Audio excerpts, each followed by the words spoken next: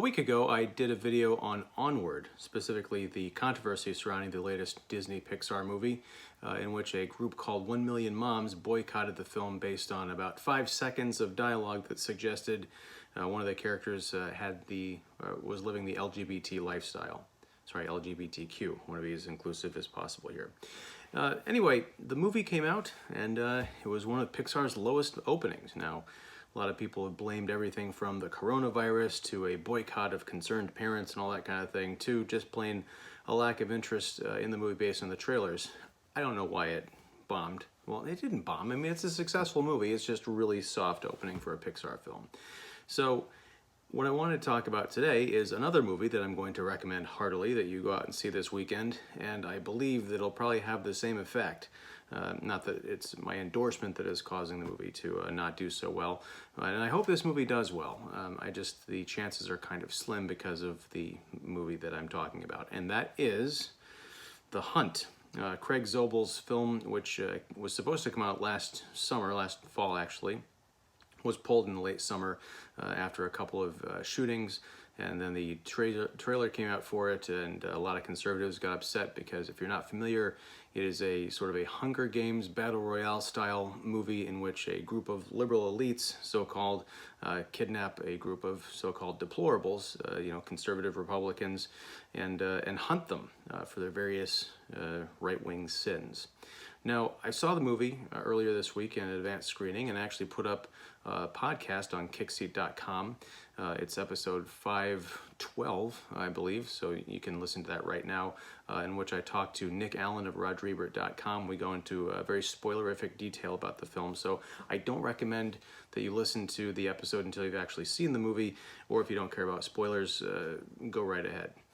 But with The Hunt, it's controversial sort of in the same way that Onward was, in that a lot of people are judging it based on criteria that they assume are going to be met with the movie, but the subversions, as they say, are the expectations, as they say, are subverted left and right during this particular film.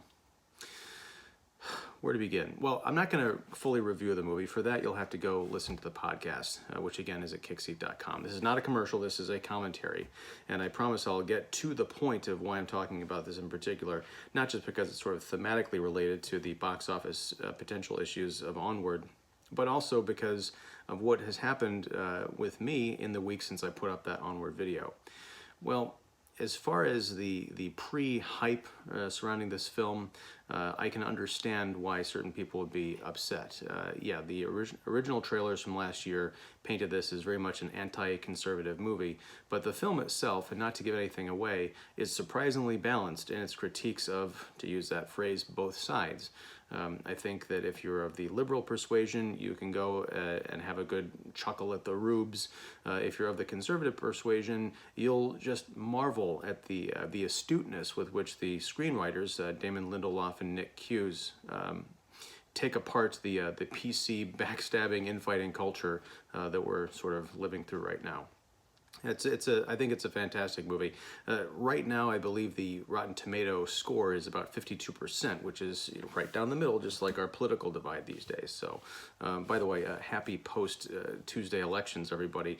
So yeah, go see The Hunt, if for no other reason as it might offer some catharsis coming out of, I believe this was Super Tuesday. I can't keep track of all the voting and all that stuff.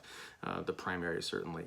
But I should say, go see the movie if you're not afraid of the coronavirus, which, as the days go on, some people say it's getting worse, and we're hours away from a complete lockdown, all Italy style, to half the people who've gotten it globally are recovering. So I don't know exactly what to believe, but yeah, just do what you got to do. Anyway, in the week since I posted that video about Onward, I've received a number of comments, not all of them positive, and one thread in particular is fascinating.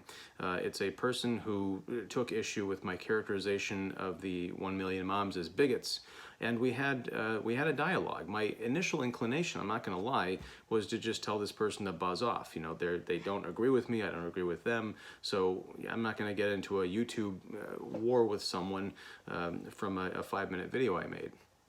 But I engaged with the person. I tried to be as respectful and thoughtful and really consider their point of view as possible. And I feel that person did the same. And this is not a plug for that video, but if you want to read the thread, the comments, you can go check out the 1 Million Morons Boycott Onward video that I did.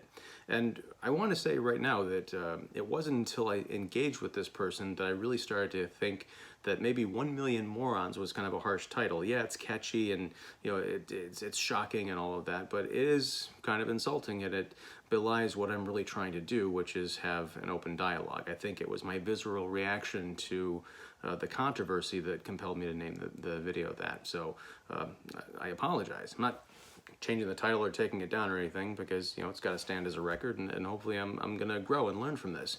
But yeah, it was in this conversation with this person that ended this morning. I mean, who knows, it could pick up and still go on, but I feel like we sort of reached an agree to disagree, and we can agree on some things and not on others, kind of a standstill. And I think that's a beautiful thing, because one of the things that the Hunt really nails down is the fact that so many people today are living in various bubbles, partially, or I'd say mostly, due to the media they consume, the social media that they engage in. I think that's really a shame.